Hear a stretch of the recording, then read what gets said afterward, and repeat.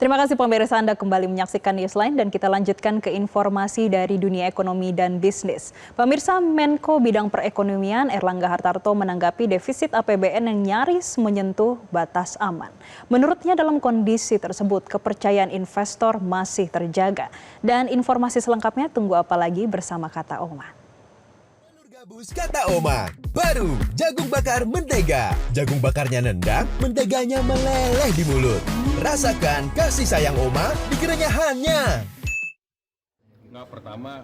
Saat ditemui hari Jumat lalu, Menko Perekonomian Erlangga Hartarto menilai meski realisasi defisit APBN 2025 naik menjadi 2,92% terhadap produk domestik bruto.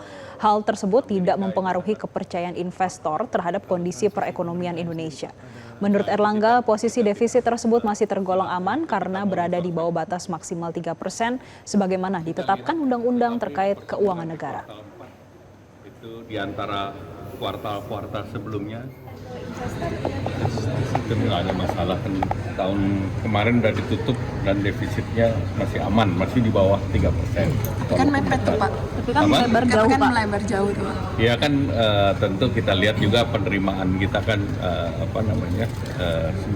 mendekati 91,7%. Jadi itu wajar saja, yang paling penting kan kita kejar pertumbuhan.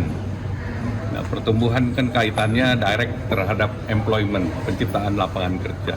Jadi itu yang kita dorong. Nanti di kuartal 4 berapa Pak berarti Pak kira-kira?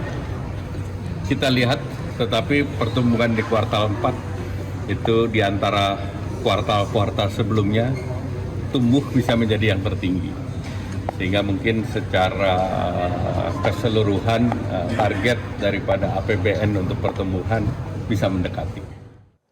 Dalam laporan realisasi anggaran pendapatan dan belanja negara tahun anggaran 2025, APBN mengalami defisit hingga akhir 2025, yaitu sebesar Rp695,1 triliun atau 2,92% terhadap produk domestik bruto. Ini nyaris menyentuh batas aman 3% sesuai Undang-Undang Nomor 17 Tahun 2003 tentang Keuangan Negara. Defisit tersebut melebar dari outlook laporan semester yang ditargetkan hanya sebesar 2,78% dari PDB atau sebesar Rp662 triliun. Menurut Menteri Keuangan Purbaya Yudisadewa, defisit yang melebar tersebut merupakan langkah pemerintah untuk menjaga ekonomi tetap bisa ekspansi di tengah tekanan global yang tinggi dengan tetap menjaga prinsip kehati-hatian. Sementara itu, pendapatan negara hingga akhir Desember 2025 hanya mencapai Rp2.756,3 triliun atau setara 91,7% terhadap outlook APBN 2025. Di sisi lain, realisasi belanja negara hingga Desember 2025 sebesar Rp3.451,4 triliun atau 95,3% dari outlook 2025. Hal tersebut mencerminkan belanja pemerintah terus diusahakan untuk menjaga momentum pertumbuhan ekonomi dan juga mendukung program-program prioritas. 2025 yang lalu, saya yakin nanti tahun 2026 dengan membaiknya fondasi perekonomian dan menguatnya momentum pertumbuhan ekonomi ke depan, harusnya sih defisit bisa ditekan ke level yang lebih rendah dengan dampak pertumbuhan ekonomi ke masyarakat yang lebih besar dibanding tahun lalu.